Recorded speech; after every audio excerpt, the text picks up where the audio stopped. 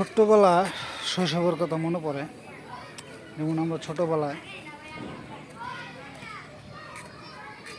এই জিনিসগুলো দিয়ে খেলতাম বেশি, বুঝছেন? দেখেন তো চিনেন কিনা, এই যে একটা ফল ধরছে, এই দেখেন, এই যে আমরা এটা দিয়ে বেশিরভাগ খেলাধুলা করতাম। টমেটো টমেটো করতাম, এগুলো এগুলো দিয়ে খেলাধুলা করতাম বেশি। তো এসব মনে হইলে কষ্ট লাগে। ছোটোবেলায় কেন খেলাধুলা করতাম, ভালো লাগতো।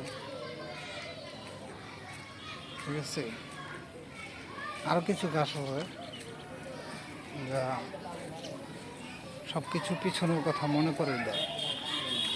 কথা বুঝছেন? পিছনের কথা মনে করিয়ে দেয় এই গাছগুলো।